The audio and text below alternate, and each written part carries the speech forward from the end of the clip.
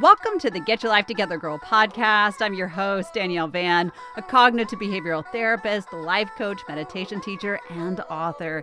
And this is your go-to show for a powerful blueprint to personal growth and empowerment, where we deep dive into the 5 master areas of your life: emotional, mental, physical, spiritual, and financial health and well-being. So if you're tired of feeling stuck and ready to break through the barriers that are holding you back, whether that's trauma or you simply don't have the tools, you found the right place. We're combining Eastern and Western medicine with real, raw, and unapologetic conversations to shake up your mindset, elevate your life, and help you get to the best version of yourself. Today, I'm deep diving with the foremost authority on perfectionism, Dr. Greg Chasson. He literally wrote the book on perfectionism called Flawed.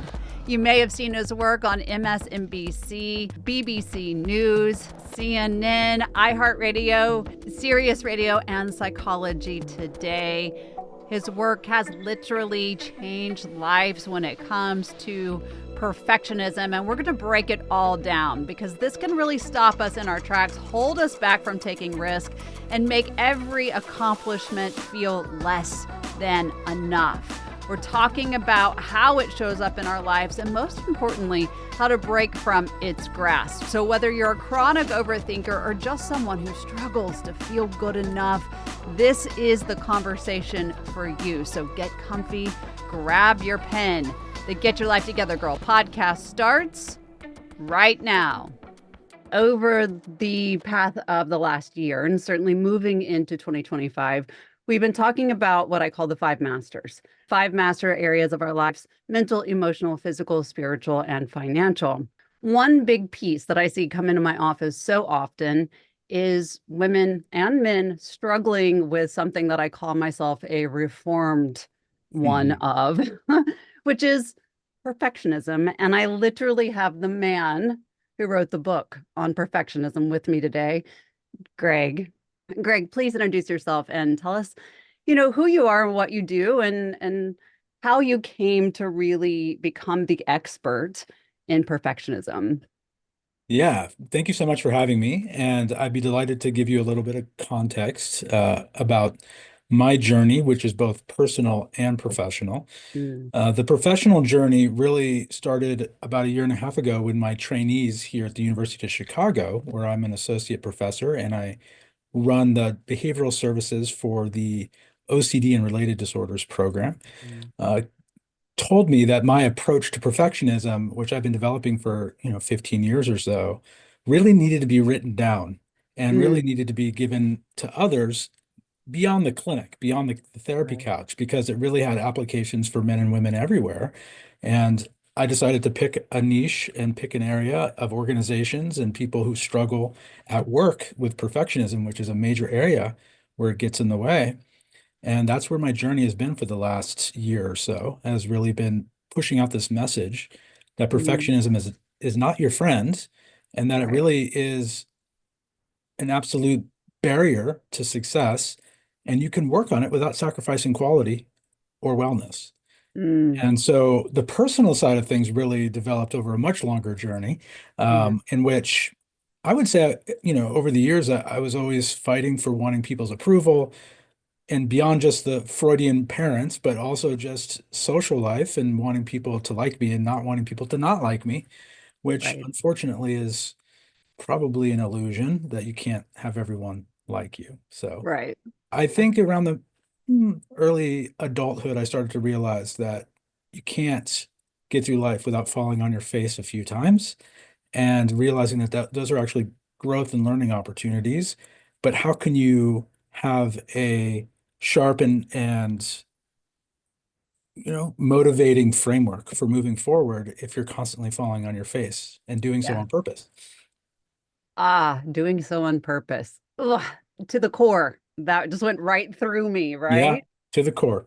To the core. Let's talk first about what perfectionism is for the audience, because I think we all have this kind of elusive thought about what that is. But how does it show up for most people? And again, we're creating a complete generalization here. Yeah, so it's different for everybody, but there are three core themes that or forces that we tend to see. One is when we push it inwards from our own expectations of ourselves, that we have these excessive and rigid, which are the two key ingredients, excessive and rigid beliefs that we hold about how we need to perform. And they Mm, don't come from anywhere except for us, those right. expectations.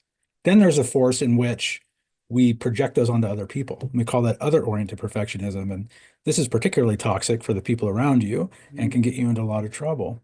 And then there's the third force, which I think most people think of when they think of perfectionism, which is the societal pressure that we get, you know, teeny bopper magazine covers yeah. and the models and the famous celebrities and their abs and all of these things, those are projected onto us and create this illusion of expectations of what we need to be.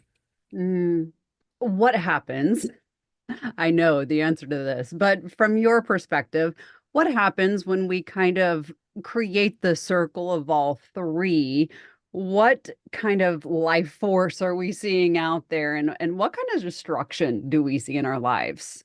Yeah, the trifecta of all three Mhm. is a perfect storm in a lot of ways because, and they do go together quite a bit. It's Yeah, not they do. uncommon.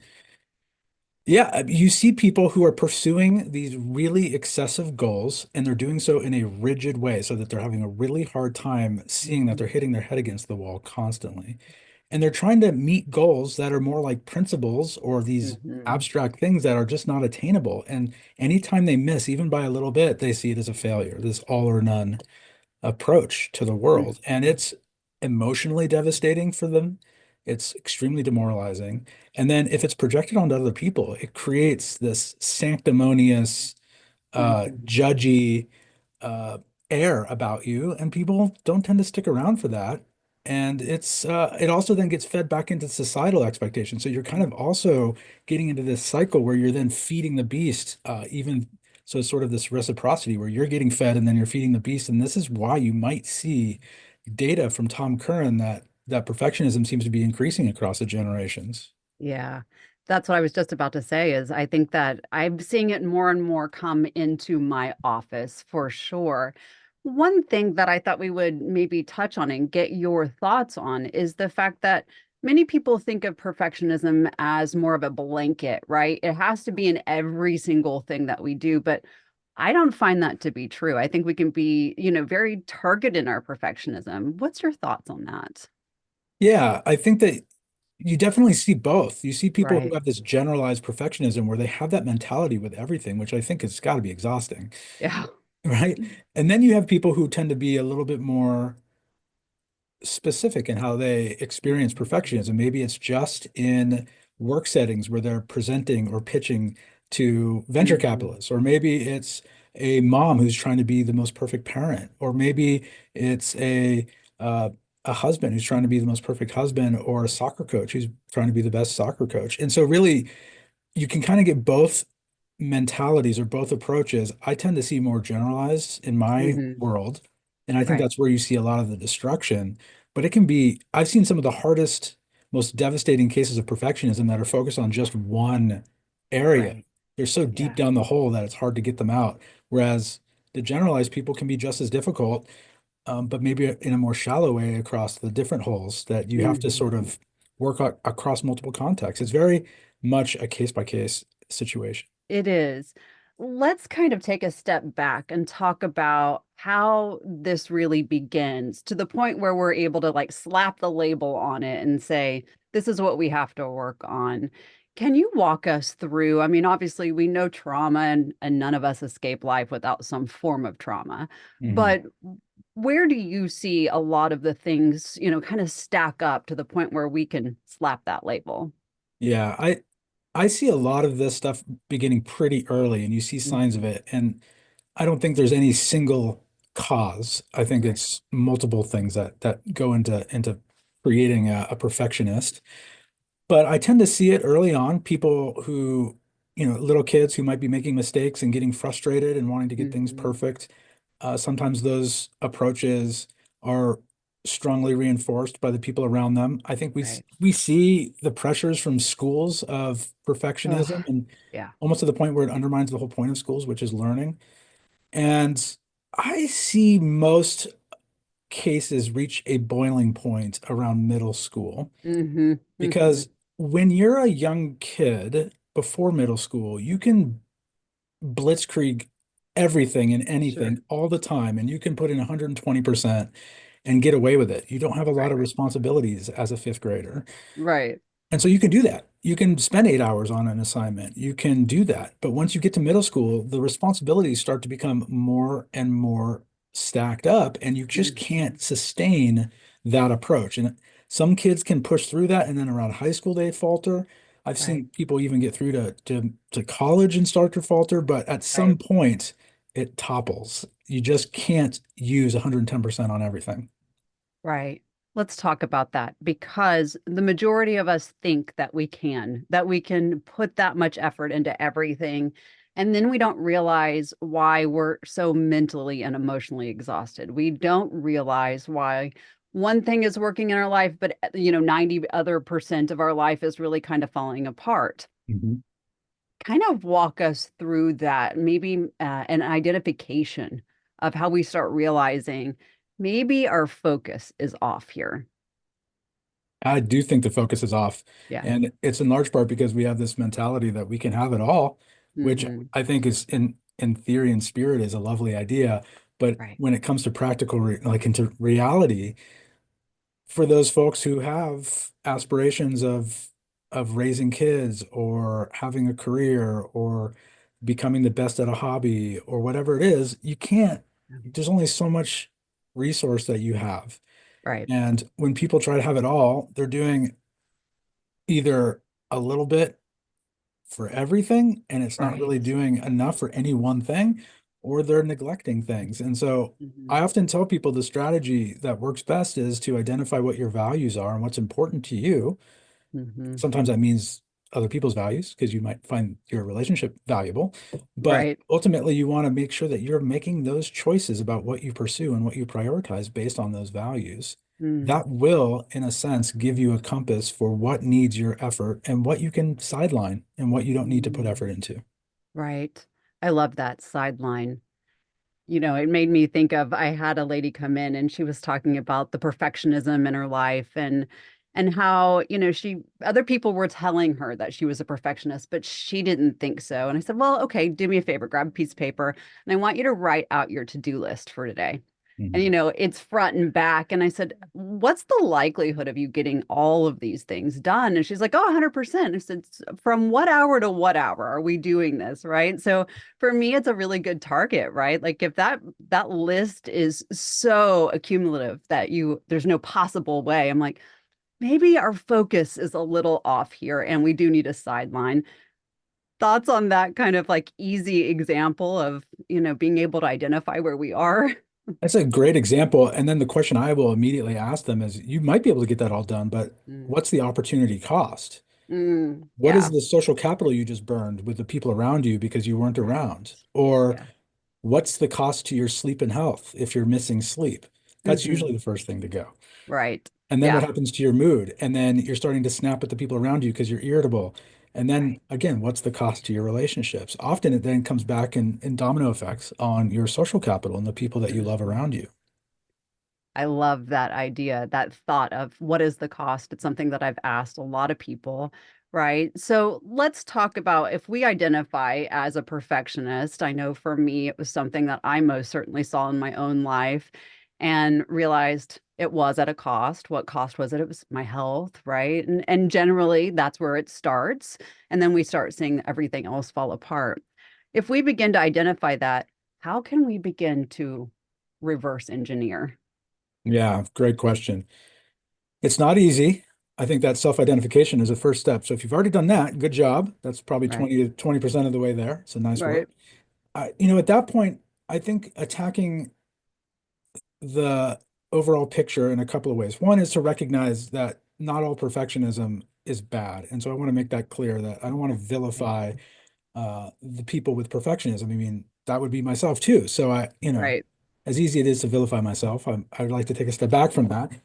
And It's not recognize allowed here. that it comes with some great qualities and you don't need to sacrifice those, right? So Right. loyalty is really common among people with perfectionism. You Hmm. tend to see a lot of detailed oriented approaches. In fact, I would say they're your top stars when it comes to that. And Right.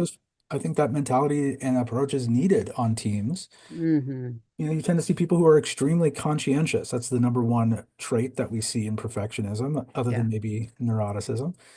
And people who are conscientious, those are the people I would want on my team. I mean, Yeah. they're extremely valuable.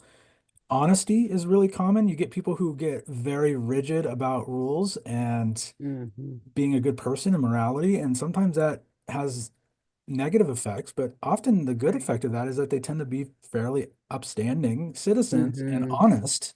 If you need an honest take on something, go to your local perfectionist. Right.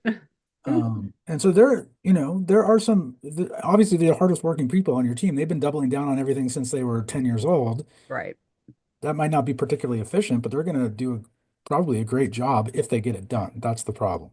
Mm, So mm, putting that stuff aside, I think you're going to want to attack the two core pieces, probably the primary one being cognitive inflexibility or rigidity. I think that's probably right. the biggest problem.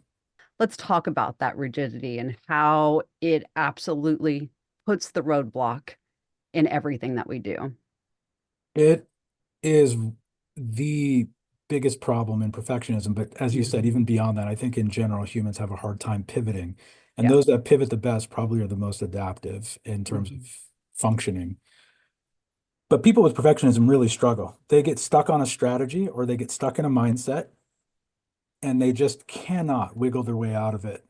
First, Hmm. it's hard to even see that they're on that path. And then once they see, even then, knowing full well that it's not going to get them where they need to go, they still Right. struggle to find a different road. And that to me is just the definition of perfectionism. And it becomes particularly difficult. The perfectionism makes it hard to change perfectionism because Hmm. the rigidity and the sort of the narrow approach to the world makes it very hard for them in and of itself to change their approach to perfectionism. So it's Right. very self-sustaining in that way. And so I think those are some of the biggest barriers to fight. And anything you can do to loosen your flexible thinking, including Mm. challenging your thoughts, including using behavior to test your approach and your beliefs, Yeah. doing some what we call exposure-based exercises where you engage in approach Hmm. activities where you face some of the things that are scary to you, like making mistakes. Yeah. There are a lot of tools, but they require a bit of courage and vision. Hmm. I know one of the things that I've had a lot of people do is sort of that exposure therapy piece where I've said, okay, we're going to do this task and I want you to do it to 60%. And then I want you to walk away from it and not do anything else and see. I know, right? Like, oh my gosh. I even was starting to do it myself. I was like, this is making me crazy. Yeah. Right. But having to really walk away and say, okay, I'm done and Yep. sitting with it and being okay with it. And a lot of people are like, I can't do it. I'm like, okay, then let's go 70%. Let's Yep. back it down a little bit until it starts feeling okay to not have every bow tied. I had to do this last night. I was working on a project where I needed to get it done, and I pushed hard and finished around 9 p.m. And I knew it was not where it needed to be. Right. I even was able to catch typos and really embarrassing mistakes in it. And I said, I'm going to send this off. It's better to get this sent off and Yeah. ask for feedback and maybe do a little confessing as a safety behavior to be like, this is not the last draft. Right. You know, I'm sorry about the quality of this. This is a common Hmm. perfectionism tendency. Hmm. And then to send it off and knowing that I'm going to be getting feedback and can make changes later. But I was fighting my own tendencies to try to perfect this thing. And Right. it did cost me time with my family. And I stopped it before it cost me time in bed to sleep. But Hmm. ultimately, I have written a book on perfectionism and I still succumb to it almost every Right. day. And so Yeah. it is a constant maintenance model where you have to fight this. Hmm.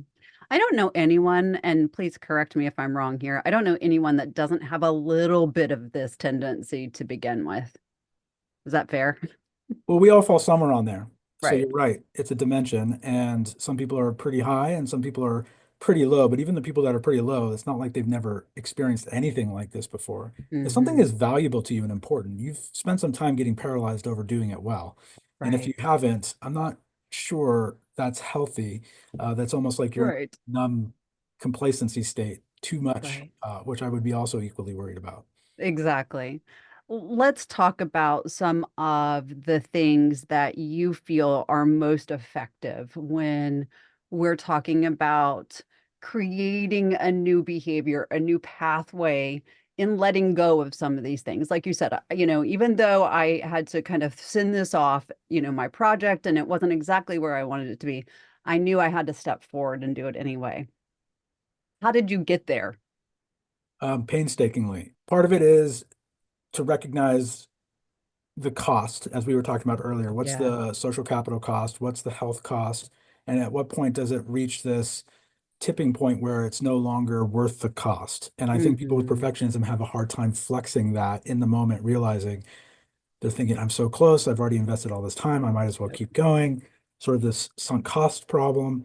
Whereas people that are a little bit more flexible are able to take a step back and go, okay, this is good enough right now, and I'm going to push Hmm. this off. Or importantly, this is not that important of a task. I have something I call Hmm. the emphasis framework, where I use that as a model for helping people. Emphasis A, emphasis B, and emphasis C. Emphasis A is to give it 110%, give it your all. It's super important. Yeah. Emphasis B is just to get her done. Just get it done. Hmm. Doesn't need to be perfect, doesn't need to be garbage, just get it done. And emphasis C is to not do it at all. Mm. And I'm agnostic to whether any of those approaches are good or bad. It really depends on the context and your values. There's a time and place for Mm. all three of them. Emphasis A makes a lot of sense if something's really important to you. If you're planning your wedding, if you're, working on that big pitch deck for a venture capitalist pitch, those things that are important to you that you've determined based on your values. Emphasis B makes a lot of sense for most things, honestly. And then emphasis C makes a ton of sense for things that are just not valuable to you. Mm.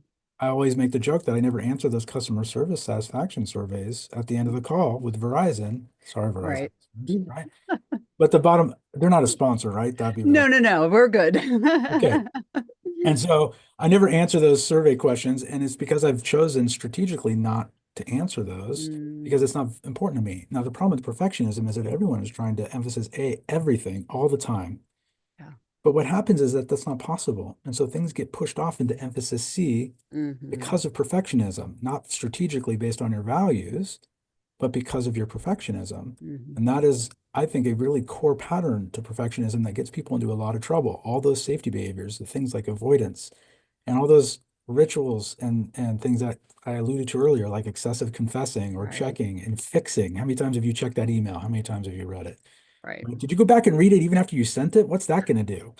Right? Guilty. Guilty. Exactly.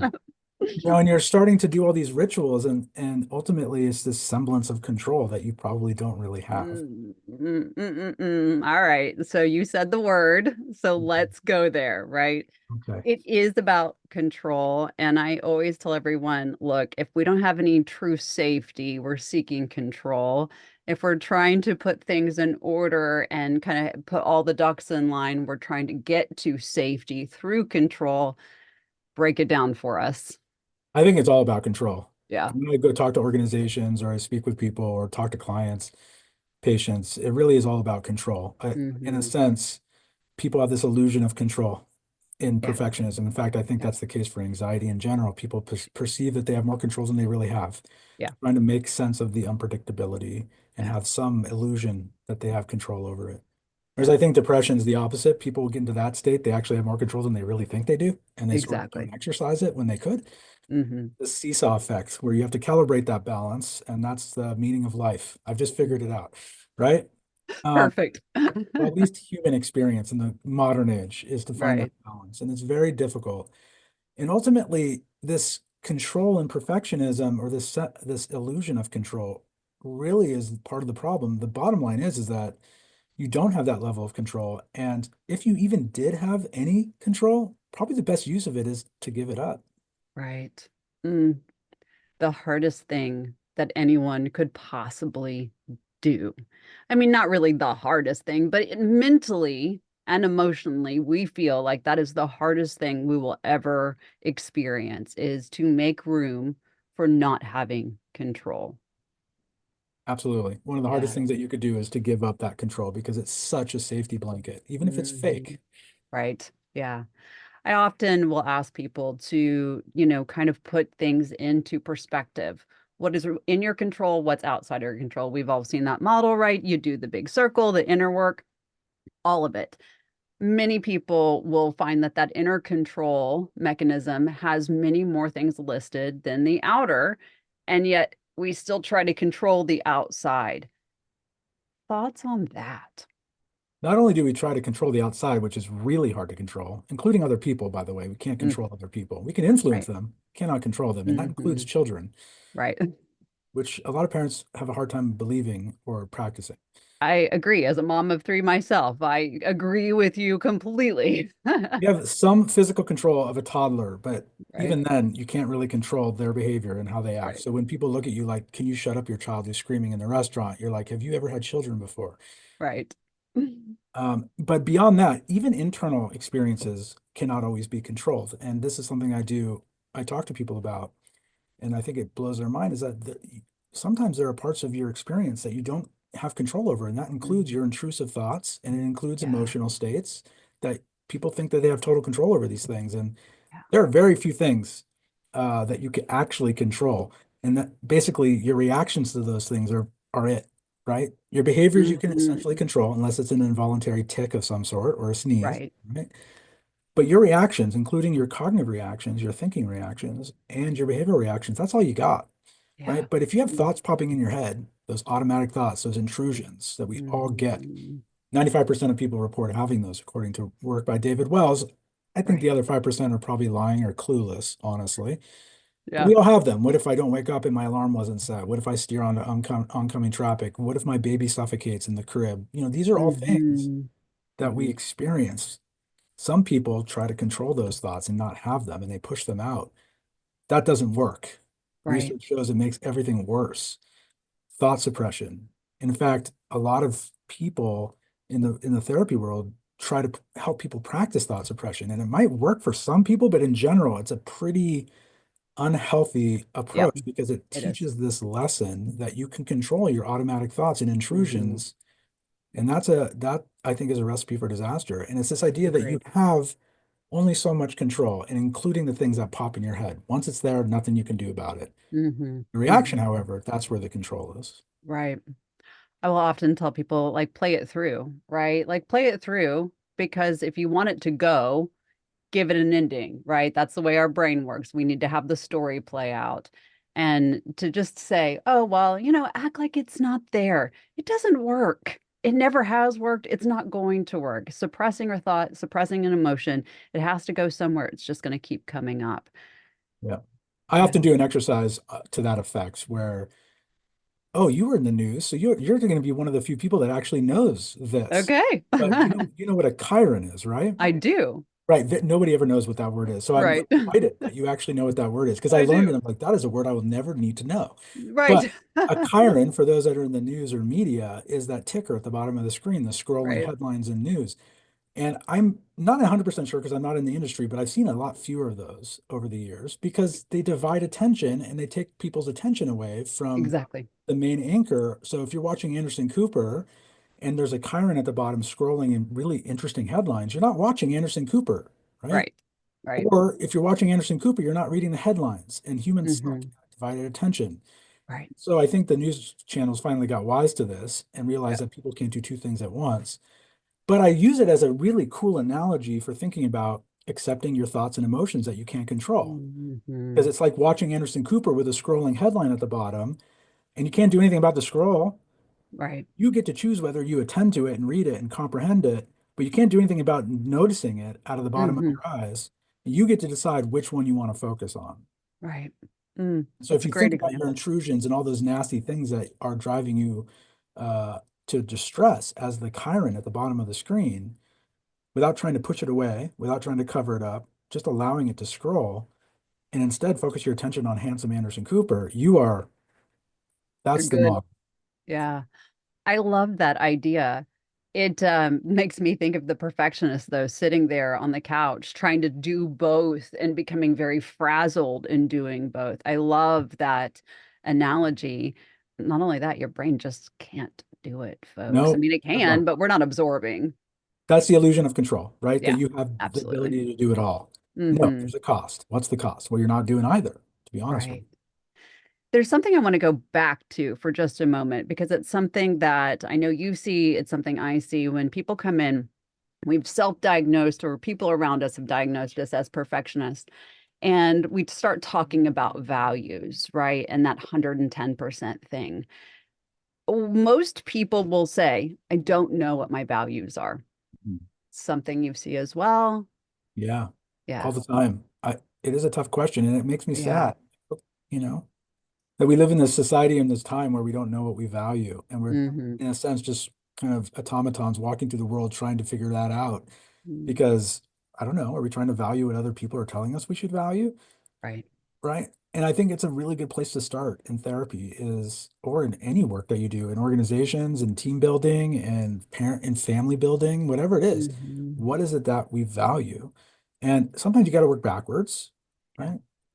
What the behavior is going to tell a lot, right? So what is it that you've been doing over the last 5 years? Mm. Or do Mm. do a Q sort test of sorts for those outside of the psych world. That means forcing people to make a choice Hmm. between things, because that will reveal quite a bit as well. So if you give them options, which ones are they leaning towards at an Hmm. instinctual level, and then see how that maps on to potential values that you, in essence, sort of hypothesize and test like a scientist as somebody Hmm. who's helping deduce what someone's values are. So, oh, I see. So you are really focused on making sure that you are doing the right investments for your retirement fund. Hmm.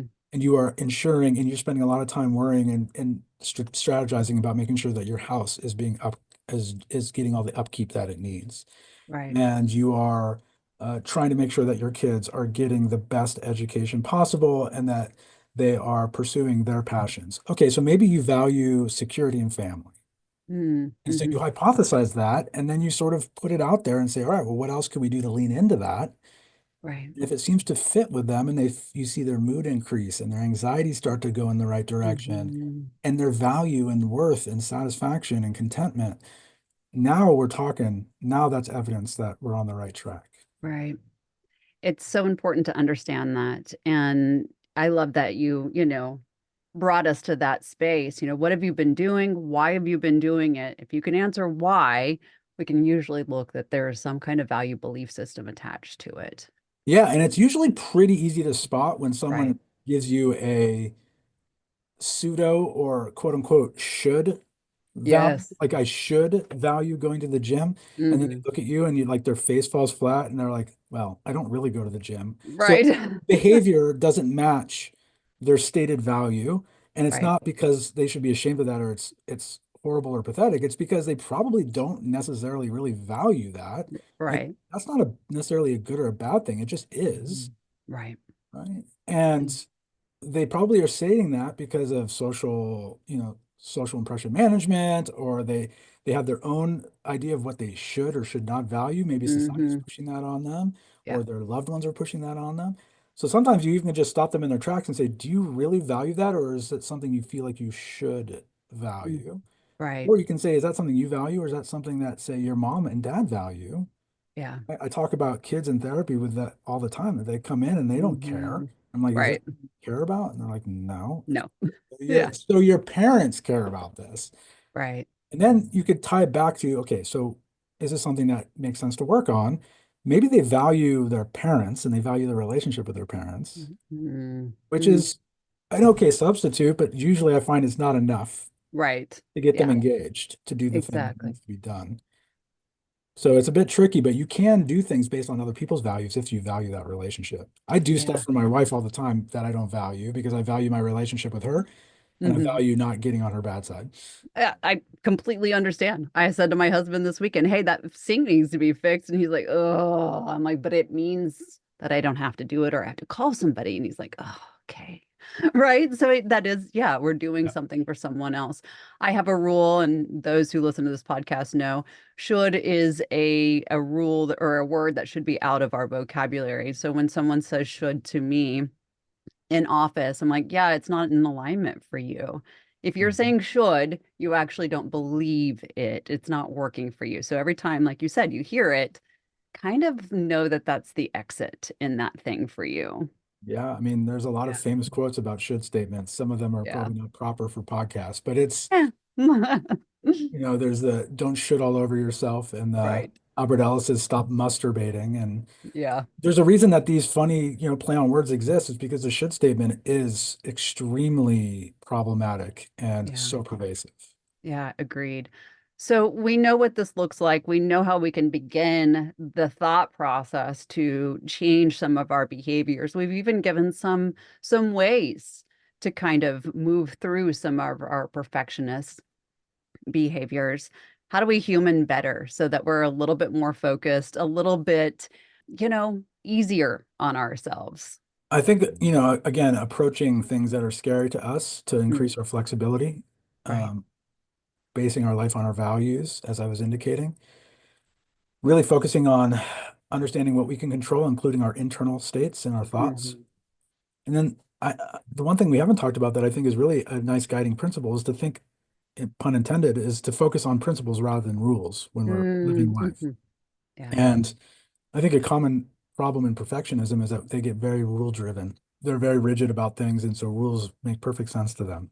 Yeah. It gives them a very nice framework for getting things done. The problem is that doing so really can become a problem for the people around them as well as their Hmm. own end state and interests. Right. Me, for example, people, I use a really stupid example for this because I think it helps illustrate the point. But if you're rule driven, you might, for example, fail to run at the pool Mm, to save a drowning kid because the rules say you can't run near the pool. Or maybe you right. don't go in because you ate within 30 minutes. Let the kid Mm, drown. right. Well, Poor kid. that's poor kid, Right. hypothetical child. But the bottom line is that the rule is there for reasons, probably public safety. That's the underlying value, right? Right. You don't want kids drowning, but also you don't want people puking in the pool or slipping and breaking their head open, right? Right. But ultimately, by abiding by that rule so religiously and scrupulously and rigidly, you're basically undermining the point of the rule, which is public safety. Hmm. The kid's drowning. Right. Now, that's a silly example. Most people wouldn't do that, but I see it all the time in organizations or with clients and Hmm. patients and in my trainees. Like it's really rampant where people get so fixated on a rule that they forget why they're doing it in the first place. Right. Or it's Yeah. poorly communicated by the powers that be. And they expect people to march to these rules and they have no idea why they are doing that. Hmm. It leads me to the thought pattern that I often ask people, which is, what's the end game? Yeah. Right. Yeah. So if the rule was made and the circumstances have changed, the principle has to be the thing that we're looking at, most Yeah. certainly. Yeah. Yeah. Great way to really help us move through that. Beyond what we've talked about, anything that we missed that you feel is essential? If you're really struggling with this, then it goes beyond just a simple culture change or even Mm, self-improvement. That it might be time to go seek out somebody that does this for a living and can really hmm. help. And it may not be in a situation where you have full insight. In fact, you may not have the full landscape, but if you suspect that there's something like this holding you back, where you're stuck in your own rigidity and you can't pivot even when you see clearly that this is not working, Yeah. or you feel like you got to do everything and you can't prioritize and Mm, devote your attention to emphasis A or B or C in a strategic way, all of these are probably indicators to you that it might be time to get some help, whether that mm, be from a therapist or a coach, or programs like I'm currently creating a membership community for leaders who are looking mm, to work on their performance and their wellness balance, and perfectionism will be a part of that mm, as well as languishing, which I think is a common thing that we see in mhm. leadership and workforce. And so don't be shy. These things can really hold you back. And I think it's a little bit of a paradox, right? That, and you could in some ways use it against them. Right. The perfectionism is if you really want to be your best self and be quote unquote perfect, you got to work on your perfectionism. Yeah. Ouch.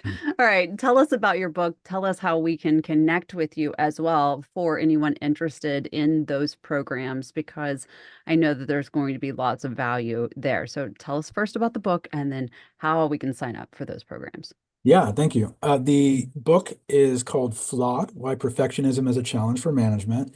You can go to flawedbook.com, which I think is a fun URL for a perfectionism book, flawedbook.com. and you can get some information there. And then for the other programs, I would encourage you to go to drchasson.com, Dr. Chasson, Chasson, as in Nancy.com. And there you can learn a little bit about that. You can get some free resources that I provide, including a guide on burnout that will help you. Mhm. And you can take a quiz to see where you fall on that burnout and get some resources and opportunities to learn more and discover more about where you can get some help. Beautiful. Thank you so much for allowing us to move through that too, because I think it's really important. And whether you're in the workforce or not, trust me, it's going to be full of various ideas like what we were just talking about. So definitely check that out. Now, we end the podcast the same way, and I hope you'll entertain us. Nope. And it's a little side shift here, but Ooh, I'm nervous. yeah, three things that you are currently grateful for. Three things I'm grateful for. I am grateful for the, ooh, this is tough. You It stumped me. is a hard one. I always tell people to think about what they're grateful for, but in this case, I haven't even done my own homework. Mm. I'm grateful for my family. I think that's probably a cop-out answer that everyone's. We That's won't tell them. that's a should grateful statement. That is a should grateful statement. Um, I'm grateful for the work and the opportunity to do the work that I do. That's probably another one. Mm, mhm, I'm grateful for, this is a real one. I'm grateful for having the privilege and ability to discover and engage my curiosity. mm, That's mm, an important value for me. And I often tell people to live those values. And another example of this is where you feel, like you should say certain things when someone says, what do mm. you value? And I'm like, oh, I value helping people, which I do. Right. If I'm honest with myself, I actually value the intellectual curiosity and Mm, discovery more than that. So when I'm working with yeah. patients or teams or organizations, I'm just stimulated intellectually.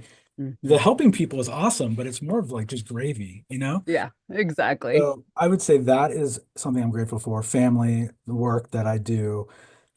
And of course, I think good podcasts. I'm very grateful for Yeah. those. Yeah. I'm grateful that we got to benefit from your curiosity. And thank you for taking the time for opening our ideas and our mind to the fact that, hey, you know what? If we're perfectionists, it's okay. Not all of it's bad, like you said. There Right. are steps that we can engage in to help ourselves to live a much more balanced and aligned life, which is obviously, like you said, the secret to life. So thank you so much for entertaining us in your time. I appreciate that. Thank you so much for having me. What a fantastic conversation, really breaking down how perfectionism impacts us and really some simple tools and tips to use today to help yourself get out of that chronic overthinking, that chronic experience that life and your effort simply isn't enough. It destroys our mindset, it destroys our efforts, and really can take us down. So I can't thank Dr. Chasson enough for being here. I will link his book and his website for all of those master classes in the show notes. I really want to thank you so much for listening to the Get Your Life Together Girl podcast. If you've enjoyed these tips for bettering your life, please follow me on social media because there's so much more there at Get Your Life Together Girl on Instagram, TikTok, Clapper, Facebook, Lemon8 on Insight Timer. We do weekly lives at 9 a.m. Central. Really like the podcast, but you can ask questions. It's so fantastic. You can also find courses and tons of meditations and previous recorded podcast as well. If you are an Apple listener, please check out the Get Your Life Together Girl Empowerment Hub. You're going to find exclusive content right there for $6.99 every month. It's so exciting. It's a new feature here on the podcast. And if you want to check out my website, you can find that at www.getyourlifetogethergirl.com, where you're going to find my blog and many free resources. If you'd like to work with me directly, you can also check out that under the sessions page. Thank you so much for being the best part of this community. Until we see each other again, be kind to yourself and others.